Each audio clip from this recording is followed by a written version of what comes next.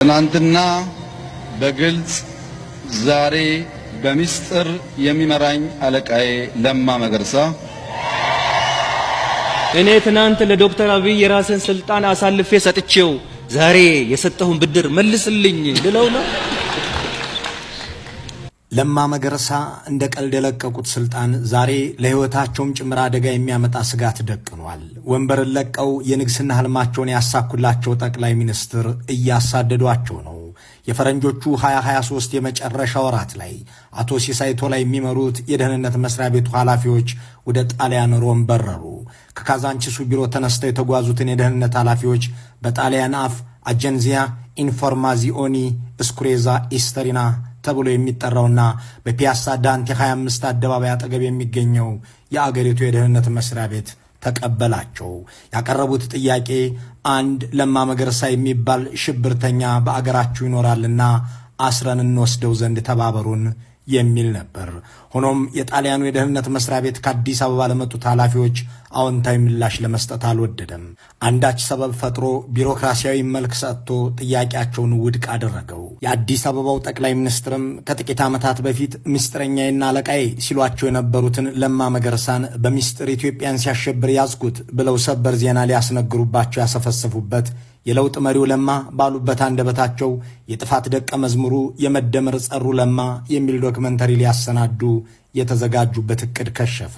ምንም የማይሳነው ንስሩ የኢትዮጵያ ደህንነት መስሪያ ቤት በጣሊያን ሮም ተቀምጦ ኢትዮጵያን ሲያተራምስ የነበረውን ለማ መገርሳን አንጠልጥሎ አመጣው ብሎ የብልጽግናው ምዕመን ሊሰብክ የነበረበት የመጀመሪያው ዙር ሙከራ ከሸፈ።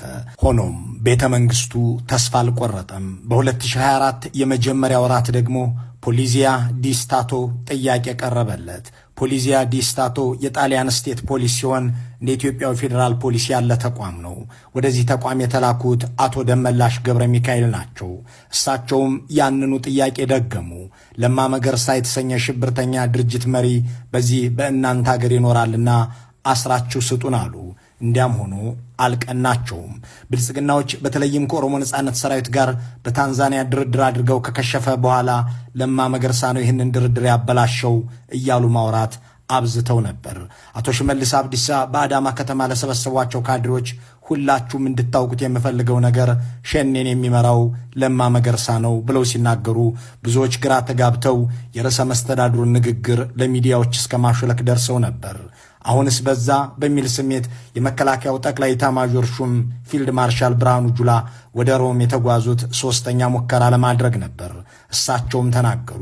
የእኔ ሰራዊት በየቀኑ የሚፋለመው እዚህ እናንተ ጋር የተደበቀ ለማ መገርሳ የተባለ ግለሰብ የሚመራውን የሽብር ቡድን ነው።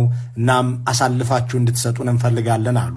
ከዚህ በኋላ ነው እንግዲህ የጣሊያን የውጭ ጉዳይ ሚኒስቴር አቶ ለማ መገርሳን ጠርቶ ወደ ማነጋገር የገባው። አቶ ለማን ለማነጋገር ጥሪ ያቀረቡት ደግሞ ኢትዮጵያን የሚያውቁት በአዲስ አበባም ዓመታትን የቆዩ የአገሪቱም ሁኔታ በመጠኑ የሚገባቸው ጉሴፔ ሚስትሬታ ናቸው።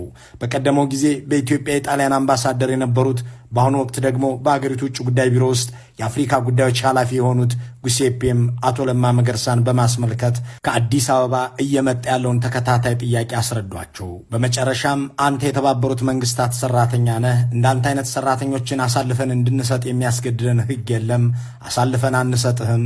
ነገር ግን በእያንዳንዱ እንቅስቃሴህ የአንተን ደህንነት መጠበቅ አንችልምና ራስህን ጠብቅ አሏቸው። የአምባሳደር ጉሴፔ ሚስትሬታ መልእክት ይህ ነበር። ከዚህ በኋላ የብልጽግናው መንግስት